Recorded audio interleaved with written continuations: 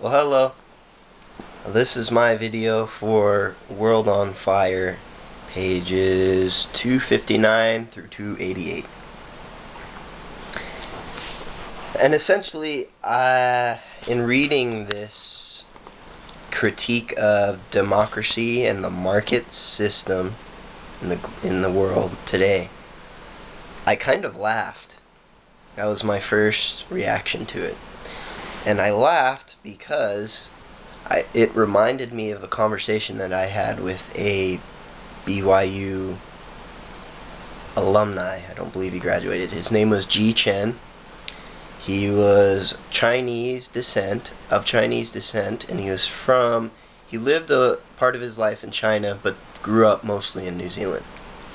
And we were talking about China as we had a history class together, and we brought up the fact that most people are poor, most people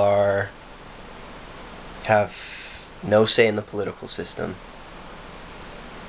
And he told me that what the people in China didn't need was democracy. And that,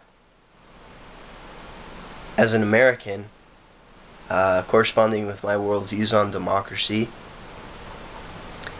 that made the hairs on the back of my neck stand on edge and my ears perk up. I said, why don't you think they need democracy? Everyone needs democracy.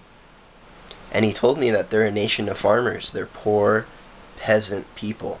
And even though there's no market dominant minority within China, Eddie was his English name, told me that they wouldn't know what to do with democracy if it was handed to them on a silver platter. They wouldn't know how to fix their situation. They wouldn't know how to fix the infrastructure of their country.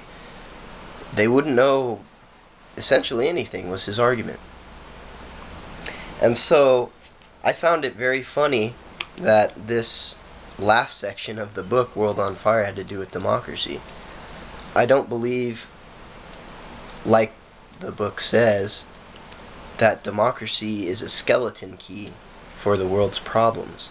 I believe each group of people in the world are different, and because of that, they have different problems. And those different problems don't necessarily have a single solution.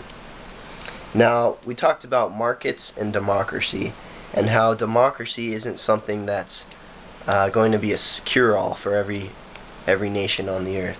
We know that there are market-dominant minorities that take advantage of the form of democracy anyway. So one of the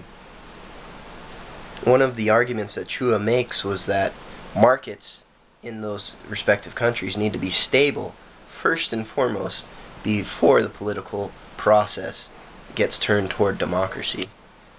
There needs to be a better spread of wealth in the country, that with those market dominant minorities, they need to be a little more generous, play a little more by the rules.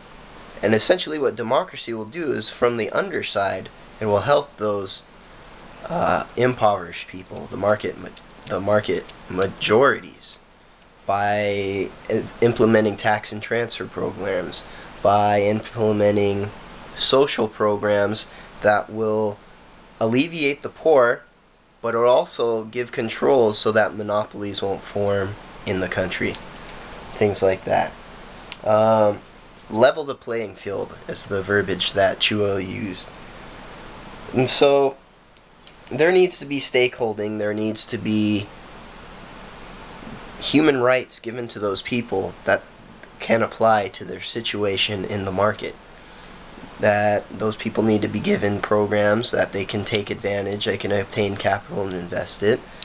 There needs to be programs, or laws rather, that need to control those market dominant minorities so that they don't get too big.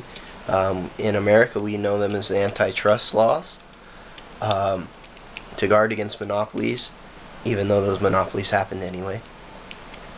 And for those market dominant majorities, they need to voluntarily be generous, give back to the people, so that they won't be hated so much. There's one of the Jewish oligarchs in Russia. He donated a large portion of money to the province of Chukovo, and those people loved him. And so this is really a way that people, those market-dominant minorities, can show their humanity to their angry neighbors. That it's a kind of a two-pronged effort to curtail this ethnic hatred.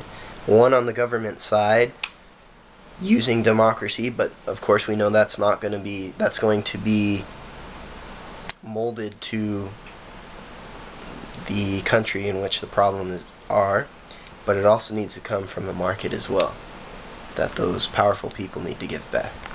That's my video.